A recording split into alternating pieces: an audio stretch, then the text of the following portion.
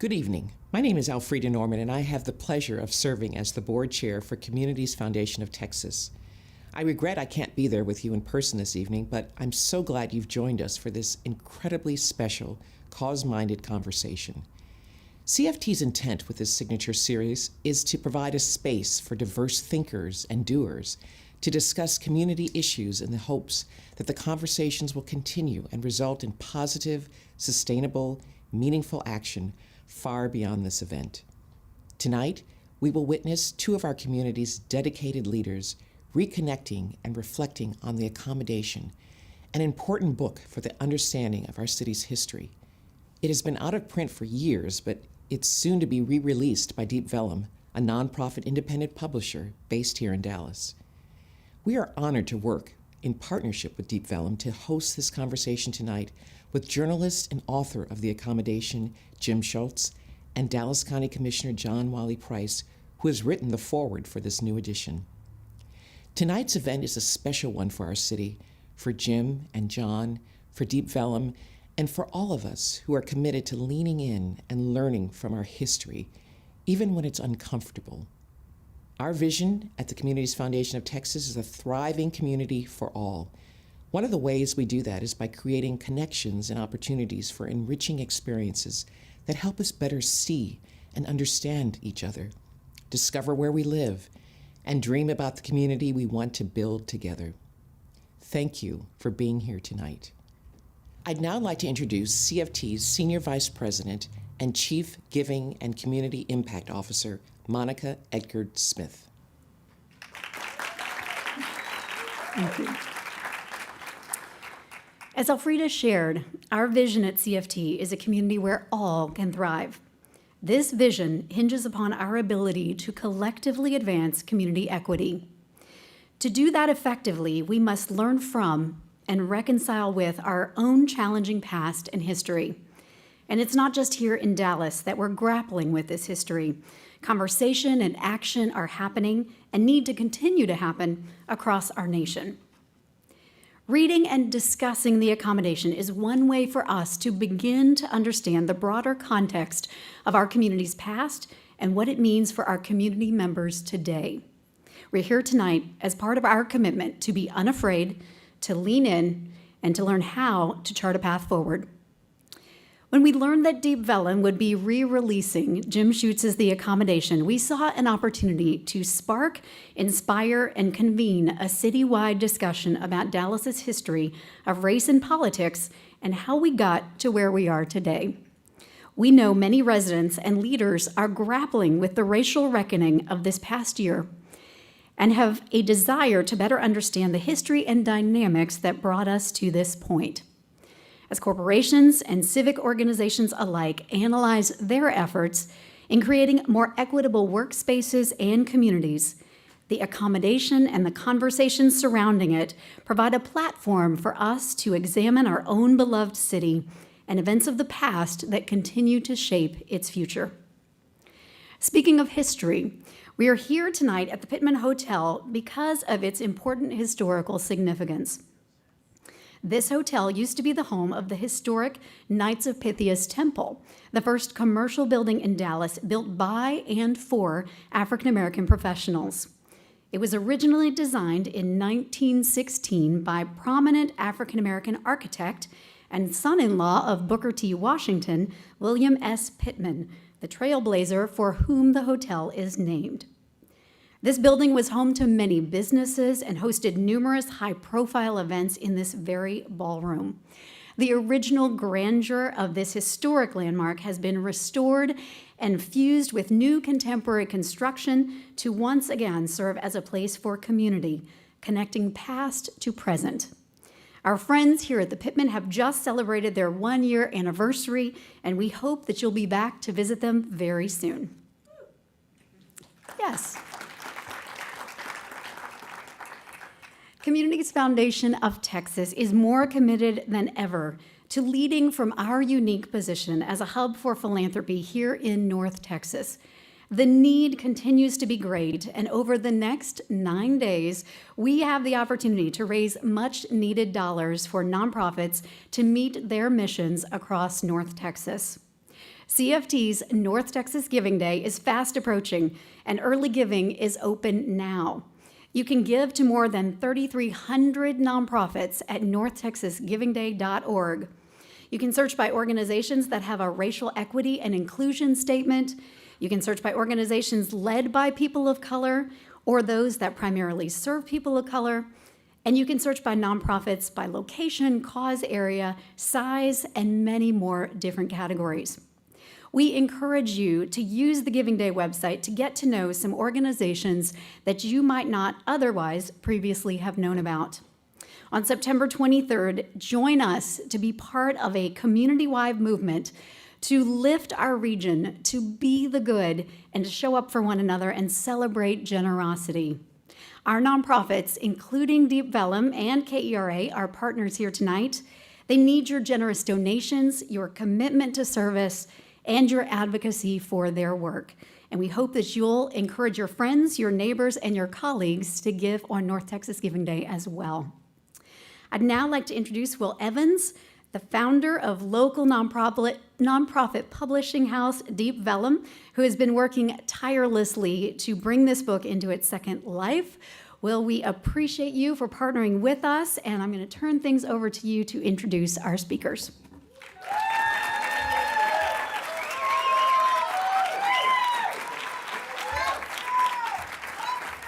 What's up, Dallas? What's up, world? I want to give a shout out to everybody watching on the live stream right now. I want to thank KERA. I want to thank Communities Foundation of Texas. I want to thank Commissioner John Wiley Price. I want to thank Jim Schutze. I want to thank the Deep Vellum staff, board members, friends, and all the Dallas residents who've come out tonight to celebrate a book. Every city, as we all know, has a story. Every one of you is a character in a story, probably many stories. Deep Vellum was founded with the mission that Dallas has a story and the world has a story, and that it's up to us to capture that lightning in the bottle and turn a story into a book. And what is a book? A book is a conversation between a reader and a writer, a conversation between cultures, a conversation across eras, a conversation, a dialogue. It's not a one-way street. Our mission at Deep Vellum is to publish books and to make public works of literary art that change the world we're a part of for the better. We publish authors from Dallas, publish a lot of authors from Dallas, many of whom are in the room tonight, I should say. We publish authors from cities and countries and languages that you might not have heard of, like Malayalam, right? Lubumbashi, Congo. We have an author with 4 books from that city. This is what it's all about, to bring the world into conversation through literature. And it starts from right here in our back door, in our own backyard. To be a publisher in Dallas means that we need to open a door to conversations that were not happening before we existed. So what is the one story of Dallas? The one to show what's possible with the power of the literary arts. The entire value of being a literary arts nonprofit in Dallas, Texas, is about sharing stories that were not being shared before. There's a book called The Accommodation. It was written around the time I was born, in a city I'm not from.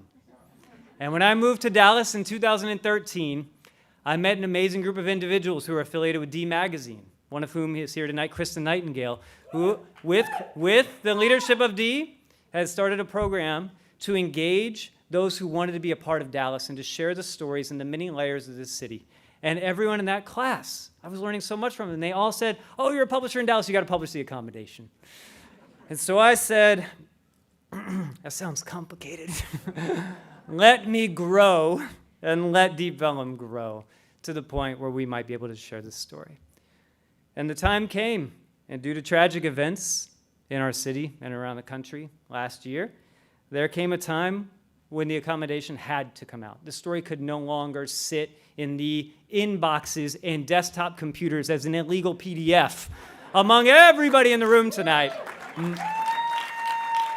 myself included. And I want to thank those who went to the library, and bless the public library for all that they do, and scanned that book and made available this work for someone like me to move to Dallas and to find that story and to share it with readers like you, maybe those who didn't have the PDF hookup, to take out of the inbox and make public. This is what publishing is all about. The Accommodation is a vital book for Dallas. It's a book that starts to ask the question of why Dallas is the way that it is. And every book, when done right, is a door opening into another world. It is a portal into another dimension, another conversation to say, how did we get here? Who are we? Where do we come from? And more importantly for Deep Vellum as a literary arts nonprofit, to partner with organizations like Communities Foundation of Texas for events just like this, to ask the question, how do we move forward from here? A book is a living, breathing, eternal document. A text lives forever. And together, we can take the story and move forward. This is a unique opportunity, not to say that this one book has all the answers, but that it is a door for us all to walk through. And if you read this book, you're a part of a larger conversation. And we need everyone in this room's voice, everyone watching the live stream at home, everyone in our city to engage so that the city can be better tomorrow than it is today. That is the goal of publishing The Accommodation. The next step in that is that next fall, Deep Vellum, in partnership with a list of organizations I'm going to read to you because it's extraordinary. Better Block, City of Dallas Office of Equity and Inclusion, Communities Foundation of Texas, Dallas Public Library, Dallas Truth, Racial Healing and Transformation, D Magazine, and Deep Vellum, we're going to get together and we're going to do a citywide read of The Accommodation. We're going to give away at least 25,000 copies of a paperback version of the book that you can get tonight in the foyer, sold by Pan-African Connection, the amazing, legendary Black-owned bookstore in Dallas, Texas, who have been a part of this city and its literary history long before I ever showed up. And they'll be here probably long after I'm gone, but support them. Buy the books tonight and continue to go visit them at their amazing bookstore and community center. But we are going to get together with a citywide read of this book, and the whole point of that is to have a conversation with the youth, to give away these 25,000 copies of the book to high schoolers, juniors, and seniors across the county, so that we can begin to ask and answer the questions of who are the future leaders and how can they engage with the current leaders so that we can listen and learn from each other. Nobody can do this alone. We are all connected. And Deep Vellum's mission is to use books as a way to bring conversations together. We know that is not the only way. We need you, your organizations, and your voice to stand up. You have heard more than enough from Will Evans of Deep Vellum, but I would like to thank everyone who has helped make this book possible. There's a lot of people in this room. The to-do list would go on forever. Their names are in the backs of the books. They're on our website. But more importantly, there are 3 people in the room I'd like to introduce you to right now with stories to share. And that's Jim Schutze, Commissioner John Wiley Price, and Noelle LeVeaux, who are going to have a conversation about this book. Thank you all for being a part of this. Thank you, Noelle.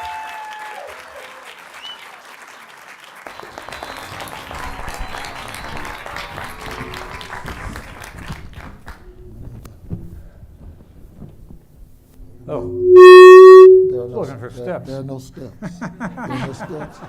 I'll hold myself up this way. I was going to help you guys out. But. Break the color. Break up the color. All right.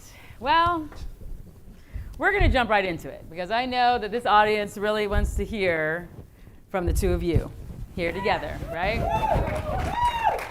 So, Commissioner Price, I'm going to start with you.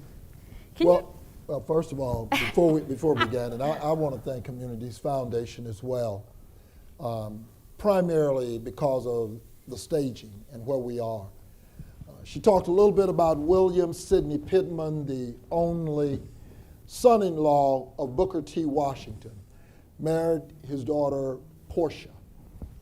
They are interned in the cemetery over off of Elsie Faye Hagen's behind Lincoln High School. And I say that because the temple, the Knights of Pythias Temple, was the citadel in this community of black economics. Whether you dealt with insurance and all, and at the end of the day tonight, I'm going to talk about how this whole rise of the black middle class in Dallas was kind of commensurate with the rise of the Ku Klux Klan and the John Birch Society. So as Will said, it was so timely for this book to be released, given what has happened on the national stage. And the last thing I will say is, it was interesting as we watched the Greenwoods and the Rosewoods and the bombings across this country.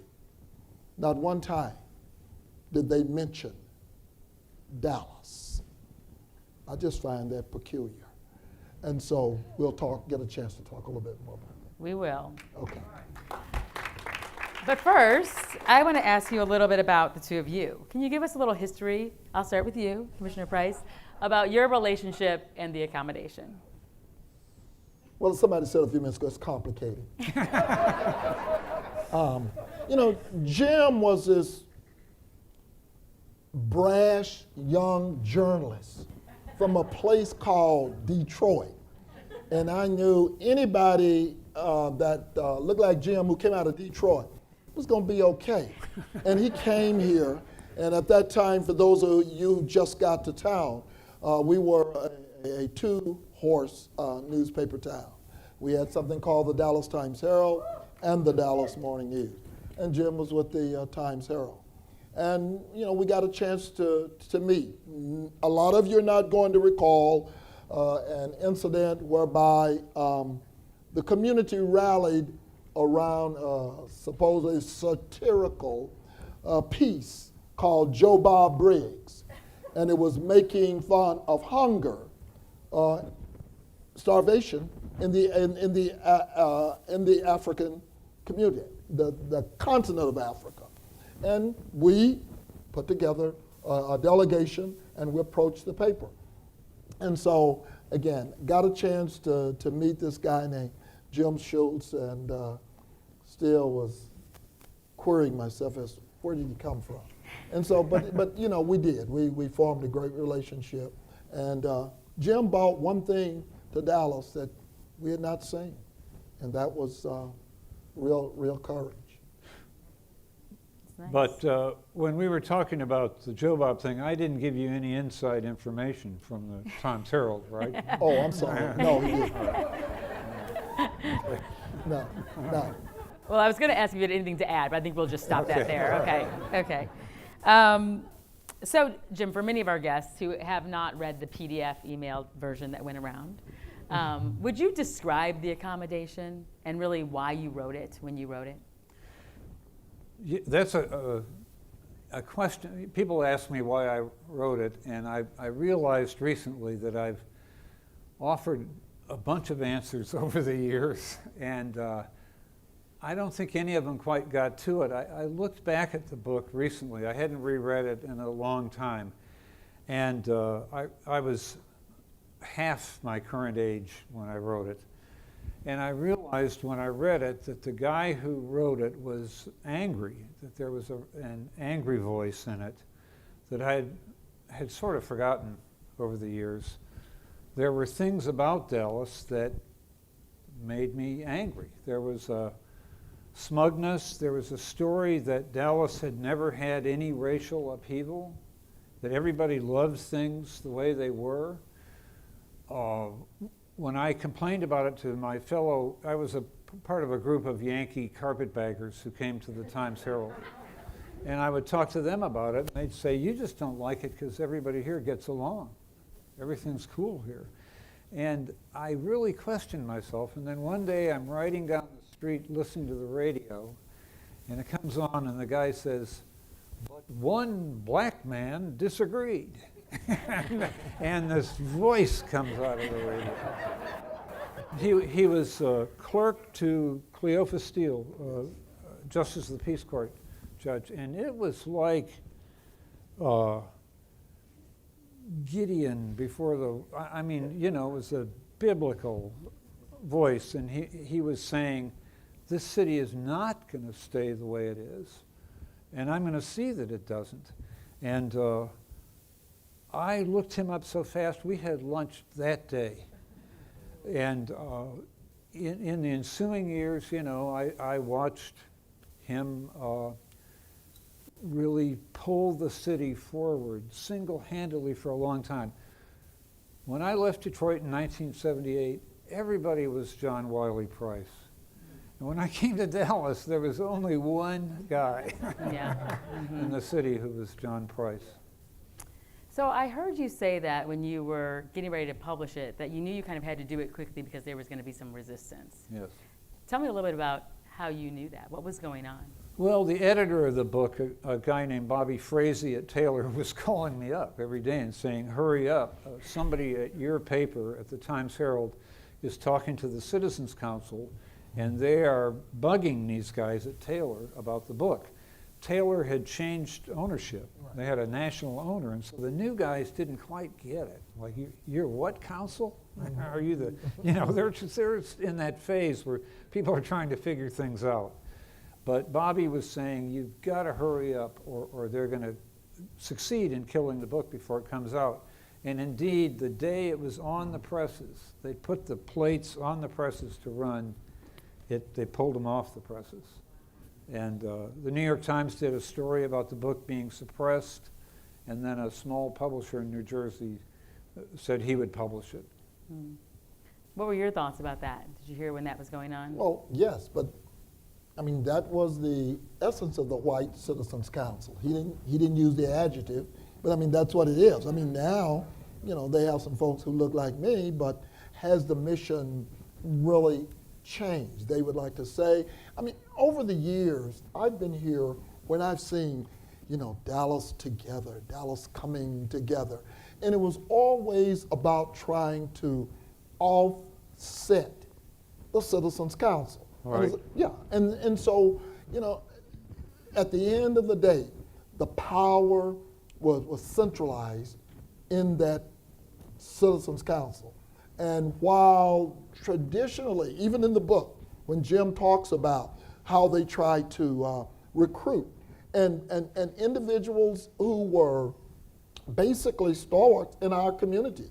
I mean, the W.J. Durhams of the world, when you talk about, the litigations, the Bunkleys, they tried just to basically, as he said, accommodate them.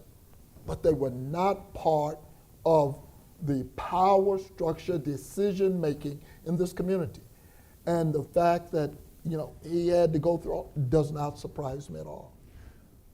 The people won't believe this, but the commissioner and I don't always agree on everything. And I think, I don't know about the mission of the Citizens Council. I think it's changed. Maybe I'm simple-minded, but I look at it and I see an African-American CEO and a recent past chairman who's black.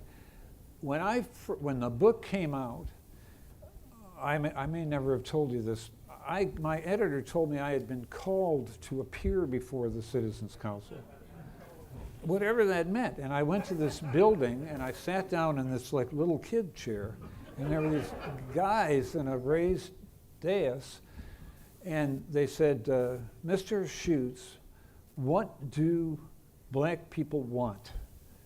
And I said, things are really complicated these days about ethnicity, and sometimes we make mistakes. So you guys know that I'm white, right? And they said, yes, of course we know that. And I said, well, I'd be a lot more comfortable if you asked a black person to come here and answer that question. And I walked out of there thinking, wow, this is like 1920. So I think we've moved from there. Well, maybe we've inched toward the door, but a lot has not changed. Now, in Jim's book, remember, he talks about the spook who sat by the door. Okay? So while he is being a lot more cuddly now, because and it has something to do with age. I get it's an old thing. Yeah. But and I would like to think that I know the past chair, I know the individual there now, but just because that's symbols versus substance, what substantively has changed as a result? And again, I'm going to get into this whole thing about what, whether, as you talk about infrastructure and all, and I call it white folks' welfare. I mean, African Americans, Hispanics, we have to fight for the crumbs. You know, black lives cannot matter until black economics matter. That's what I like about this piece here. This was the citadel for a middle-class black community. And so the fact that, you know, now that you've put a few black faces and brown faces, what substantially has changed? I find myself every day, 36 years, elected office, still fighting for the basics. For the basics. Are you going to include people who look like me? Mr. Pittman went to Tuskegee. Mr. Pittman graduated from Drexel. Mr. Pittman built communities all around, but when he got to Dallas in the 20s, he built this, and he built St. James, and boom, the door closed in Dallas. So, I just don't see a lot this change. So tell me what you think, kind of in that context, what do you think releasing this book now will mean to the culture and the society in Dallas now? Well, notwithstanding critical race theory and teaching what's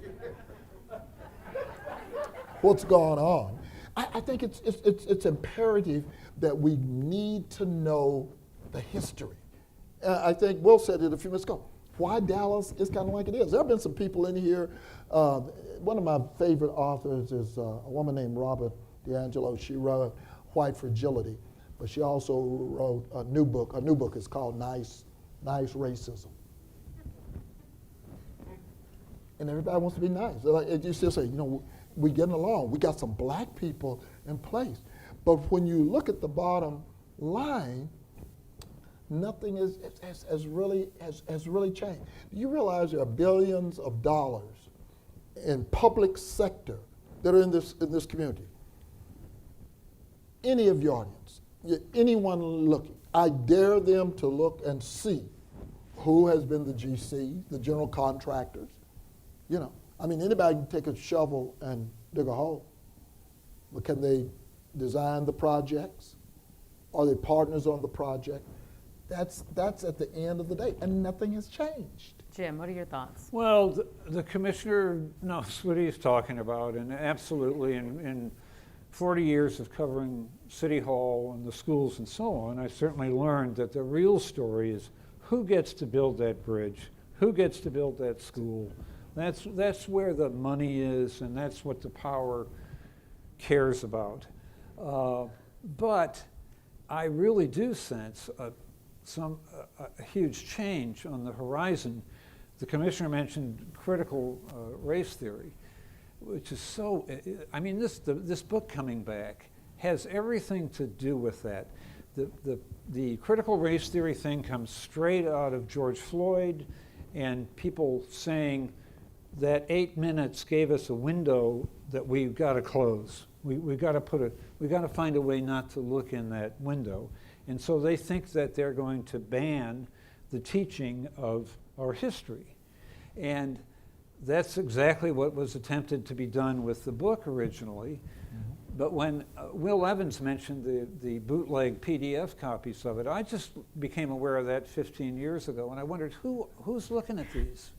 And then I would get invited to groups to talk about it, and everybody was 30 years old, 20 in their 20s, all young people. And they had come into the city, they see this Mason-Dixon line across the middle of the city, and they realize something happened here, that we haven't been given the story. This physical reality on the ground doesn't match the story. And so, thank goodness, young people are born with healthy disrespect for their elders. and so they found their way to this book as a way of getting at the story, just as they will, even if these fools manage to pass laws saying that you can't teach the history. The people will find their way to it, one way or the other, and I think this book is an example. Did you ever imagine the re-release like this? No, I didn't. The commissioner told me that I should get it republished, and I tried for a long time. And then I said, okay, you get it published. And then he tried for a long time. And then he called me up and said, I can't get this loser published. And I said, that's what I told you. And so it sat there for a long time, and it took some kind of real sea change. I met somebody here this evening who wrote a check to get it going. It takes that. It takes a substantial check. Yeah. But no, I really didn't envision it. So Commissioner Price, you wrote the foreword to the re-release. Yeah. What did you think needed to be added to the book? Well, I think that an old white guy needed someone to kind of block for him coming into the key. And so, you know, Jim really didn't need any validation, and we've got this, you know, this relationship. His wife will probably talk to about later. But anyway, we got this relationship that, you know, Jim has basically laid the groundwork. He talked about that Mason-Dixie line a few minutes ago. You may have called it imaginary line. We call it I-30. You know, it's the same. And you know, and the travesty is when we look at this book. And by the way, for those of you who just got to Dallas, black people did not begin in South Dallas. The book talks about bombing. You know, when you go out where Galleria is, I still take care of cemeteries out there right now. White Rock Cemetery is over behind the Galleria. I am in charge of the public service to take care of historical cemeteries. And that's where black people began. And the migration to push south, you know, and I won't talk. I saw Dr. Hinojosa here earlier. I won't tell you what Deputy White did with regards to Valley View and all that land. When you go out there and you see African Americans on Max Shan Road, which we call Doctors Row, African, but that's because that's where the black community was. That was the black community. So the migration began in the push south. But when it seems like when it got to 30, even though we've jumped 30, when you look at community health needs assessment, by the way, that's an assessment of what the medical needs are in this community. People north of 30 live 22 years more than people south. When you look at broadband, we pay more for broadband south, and it's not there. You think the pandemic, everybody talks about everything from food deserts. We got the internet desert, you know, we got food deserts. I mean, you name it. And then I'll definitely talk about, you know, where you talk about MWB, you know, minority women, business enterprises. All of this is still what this book was talking about, that's basically embedded in the DNA of this community. And so I still say hashtag very little has changed. Oh, we can now go in the the front door. Jim. Well, and I think a lot of really interesting work has been done in the last year. DISD has done a big chunk of it in going back and digging out the deliberate policies that created those deserts. They didn't just happen by accident. Okay. In fact, the maps that were drawn by the federal government in the 30s, you can't have mortgages here, we don't care what your credit rating is. It's called redlining. Redlining and the withholding of basic civic infrastructure like sewers and curbs and water, all of that was the result of a very deliberate policy. And I thought it was really interesting and exciting that in the last school bond issue, a part of it was, not a huge part, but a part of it was set aside deliberately to go back and remediate that action. But the larger important theme is none of this happened by accident. Well, and I'll agree with that. However, I want you to count on one hand how many of those charter schools are north of I-30. Okay? you know, while we understand what DISD has done, the proliferation of our community with these schools has impact, as far as I'm concerned, public education in a way. We, you know, when we were doing a lot of the picketing and protesting, we talked about schools in the community and the assignment of personnel, which has impact. You know, you can talk about education. It's one thing to put up the structure, but if you don't put up the real infrastructure, which is the teachers, and the same thing happened with Lincoln High School.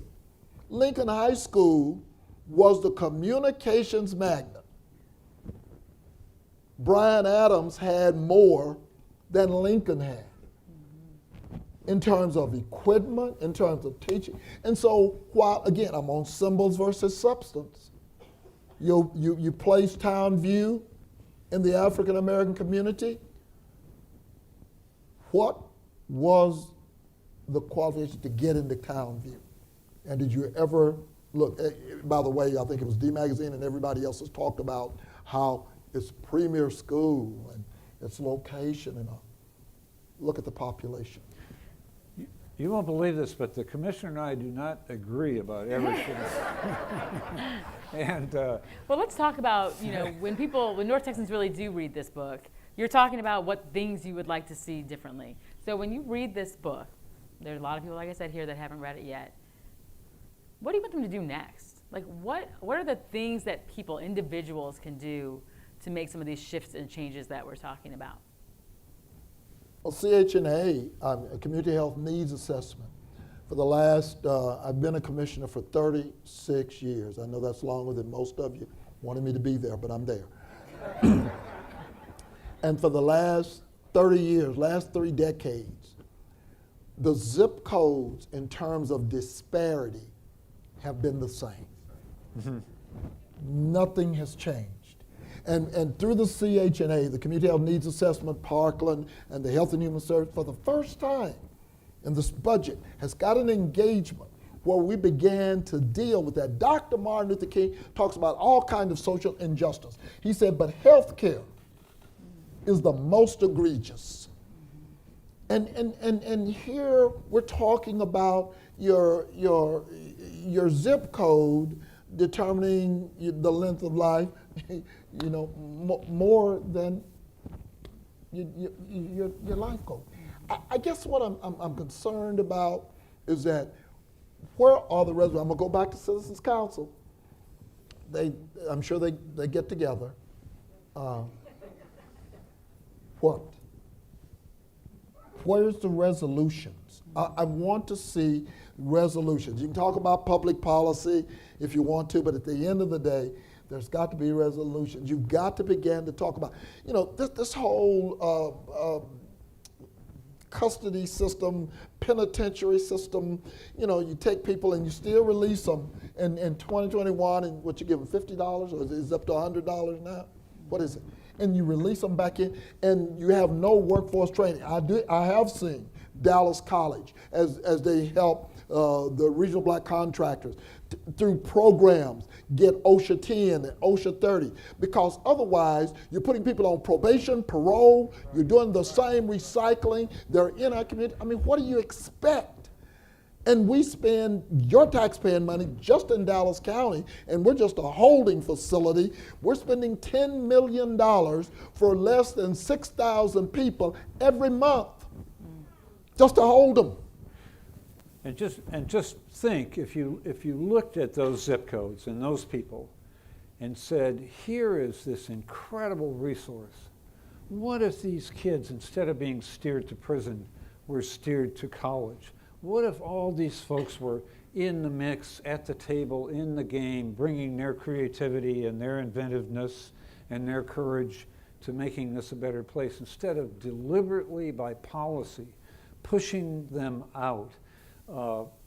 I don't know how many times I found myself on some story in southern Dallas where I'm supposed to go get some man on the street thing, and I'm in a vacant lot by a barrel fire, and there are 6 guys standing around it at 2 in the afternoon, And you talk to them and you realize this guy should be a lawyer, that guy should be a symphony conductor, this one should, be a CEO. And instead, they got pushed out of school without full literacy, sold drugs, went to prison twice. Now they're out. They're not fully literate. They're ex-cons, and the society says, you can never have a decent job. We will never let you have a decent job. So they're not imprisoned anymore. It's worse almost. They're out-prisoned. They have to live in the midst of all this prosperity and everything else, and they can't have that much of it. What if all those lives were turned around and brought into the tent instead of pushed out? Yeah. So I have one final question.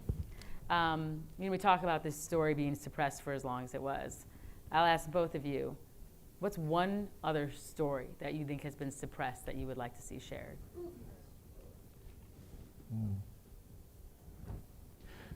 Well, I have one because I was in the newspaper business for a long time. And it's funny because the newspaper business, we wag our fingers at everybody else and tell them what they're doing wrong and so on. And there probably isn't another business that was more chauvinist about women than the newspaper business. And it's just an example of how there's another huge story of potential and creativity and power that's been pushed out of the tent. And I don't know where Dallas scores on all of that. Probably not as bad as some places, but still with a long way to go. Yeah. The story of potential, as Jim talked about, human potential, is the economic potential in the southern sector. As we talk about the Urban Land Institute, the money, let me just tell you, the synergy that is beginning to culminate around that area has brought the interest as far as what's going on in Louisiana, the whole Plaquemines piece, what's going on with Travis County. That's the story of we can build a community of affordability and workforce in a way that at least begins to give people a chance. People can't afford to live around Deep Vellum anymore. They can't afford it. Most people can't afford to live in mostly Dallas proper anymore. So where are the, I don't like the word visionary, where are the doers? Where are the thinkers? And that's what I really like about this new Dr. Eric Johnson. He gets it. He's been in Detroit. He's been in Washington. He's been in New Orleans. He gets it. And until we can bring those kind of synergies into the southern sector, that's the only place, and build the real infrastructure. I mean, I'm the only commissioner that will tell you, I'm building underground water storage, I'm building towers, I'm building pump stations, because we don't have what everybody else takes for granted. I didn't quite hear, which Eric Johnson was it you were? Dr. Eric Johnson. That's really not, yeah, he's a physician, economic physician. But you know what, and the last thing I really want to say, talking about Jim and his book, let me tell you something. African American people for years have talked about dying and going to Atlanta. Uh-huh. The new citadel for African American economics. Let me tell you something. The purveyor, the designer, the architect of all of that came out of Dallas. Maynard Jackson came out of Dallas and left here, was pushed out of here, and went to Atlanta and built it. I'm telling you, he talked about the potential that we've run off. There's a lot still here. We've run off a lot of potential because Dallas is not considered to be an accommodating. Even if you talk to Dr. Johnson, people say, well, you going to Dallas? Oh, I don't know about that. Dallas still, I know most of us sitting here, oh, well, John, we still don't really have that aura. You do. it's still there. That mystic is still there. And we appreciate the Community Foundation and all, but you've got a lot of work to still do. Sure, and I think that, we land on potential, right? I think we land tonight's conversation on potential, because I think that what I get out of this conversation is the passion, the dedication, the sacrifice that both of you have made over all of those years, right, to pay the way. And I believe that that's a starting point for so many of us. Pick up the book, read the book, and let's do some of the changes that we need to make and work together to do that. I want to thank you both for your time tonight. Thank you. All right.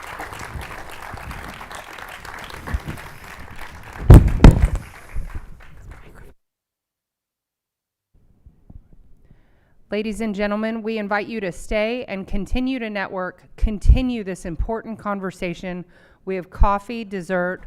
The bars are still open. Before you do that, excuse me, can we just give one more round of applause to Commissioner Price, to Mr. Schutze, and to Noelle? We just want to honor you and thank you for grounding us in history, in honesty, and doing it with grace and humor. Thank you so much. My name is Chris McSwain, and I have the joy and honor as serving as the Community Engagement Director for North Texas Giving Day, which again is in 9 days. And I just want to share that conversations like this one are really a conduit for healing and redemption and connection.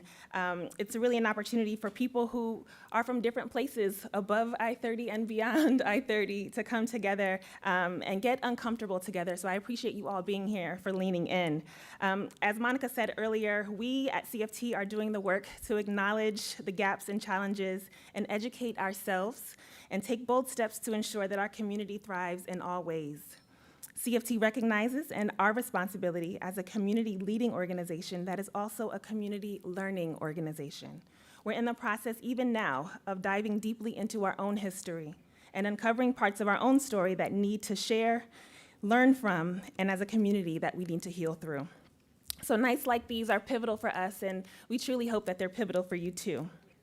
And so if you're wondering what happens now, there are a few action steps that we can take. And so Monica mentioned it earlier, but you can give. North Texas Giving Day is on the 23rd, and we've been very intentional this year about making sure that you can filter by organizations that are doing this work, racial equity work, organizations that are serving historically marginalized communities, and those that are led by people of color. You can get intentional about that giving. So you can connect with one of the experts at CFT to learn how you can chart a course of giving in a way that supports this work for your lifetime. You can share this event and this book. You can buy a copy for yourself and a friend from our friends at Pan-African and from Deep Vellum Bookstore. And certainly you can stay connected with CFT. Join us as we continue to have these conversations.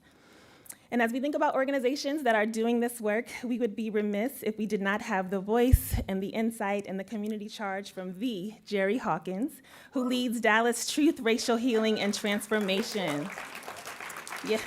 In 2006, CFT partnered with the Embry Foundation to bring together a diverse cross-sector team of leaders to develop and build out a truth, racial health, and transformation initiative for Dallas with support from the Kellogg Foundation.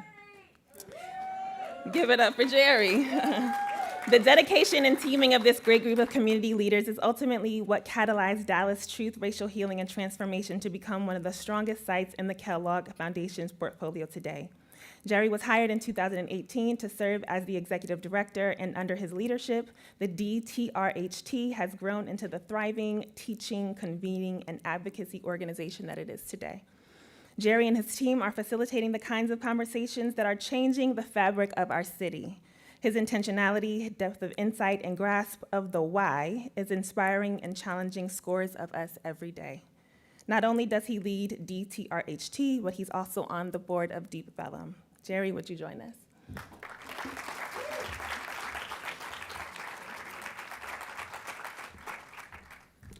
Thank you for that introduction, Chris.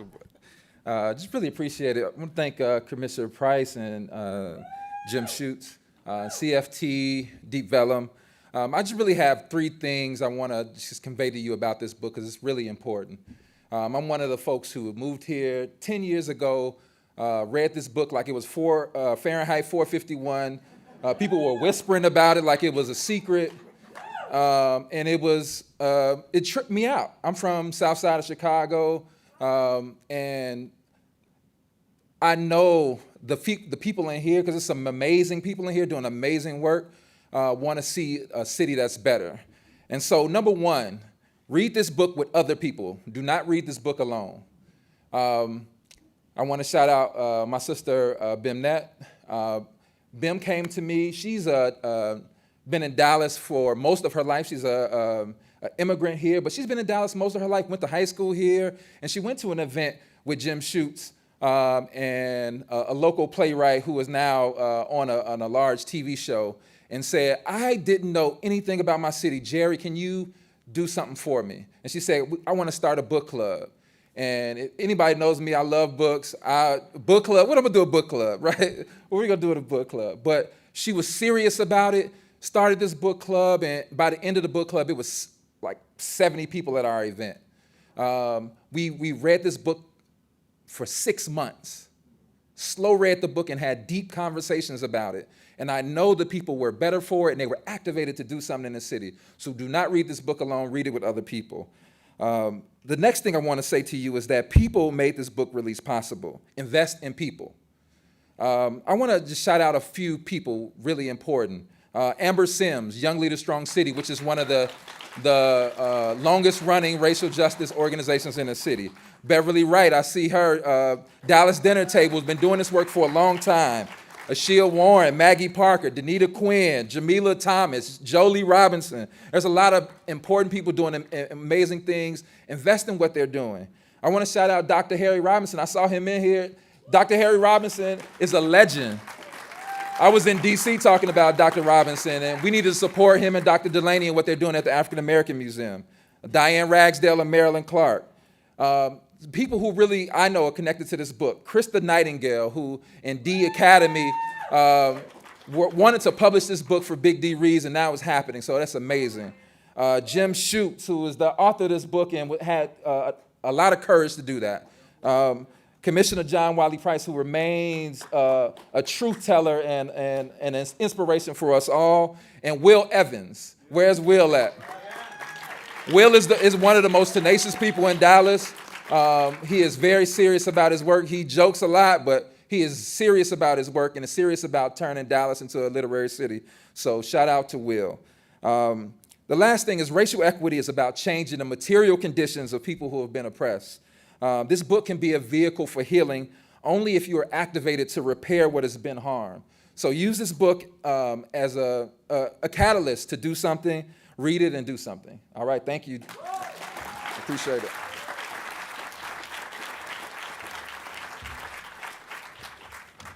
Hard to follow those two. That was outstanding. Good evening, everybody. And thank you, Jerry, so much. And thank you, Chris, for your remarks. I'm Dave Scullin. I'm the president and CEO of the Communities Foundation of Texas. And I just have a couple of things to express, so be very brief before we close this evening. First, I am thrilled by some of the great young leaders that we have here in our community. You heard some of them speak here tonight. I thought they did a fantastic job, and it makes me more optimistic about the future of what it is can happen. And then second, as we close this evening, I just want to confirm on behalf of CFT our commitment to that advancing equity in this community is one of our 3 primary goals.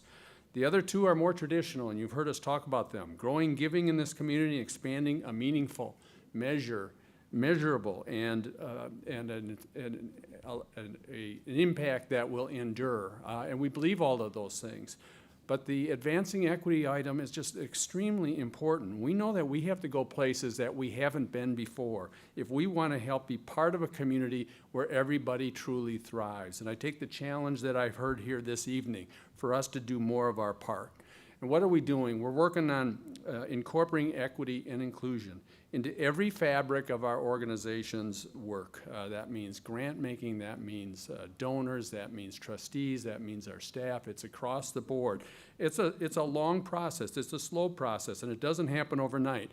But I'll tell you, we're starting to create dashboards to highlight measurable goals and create accountability for us. And we take that challenge to do more and do a lot more. But by the way, it was expressed here this evening extremely clearly that our community must continue to change and grow, and we must learn from the past and what's been expressed. That's all true. And to do that, do we have a role? Yes. But guess what? Each of you here tonight needs to be part of that and driving and enabling that outcome. And so that's the challenge for each of you with us in a collaborative way. That's what tonight was all about. It was about coming together, listening and learning, all towards building something better. Guess what? We all have a huge stake in this future in our community together. We're all interconnected. This room tonight is filled with great people who have traveled different paths in their lives, but they all want to make Dallas better for our current and future generations. Please stay around a bit, purchase a book, enjoy dessert, have a drink, but mostly spend a little bit of time and talk a bit more to each other about what it is we've talked about here this evening. You know, hope is a great thing, and hope is, for us, is that this conversation leads to collective actions that together lead to making for a much better community. Thank you so much for joining us this evening.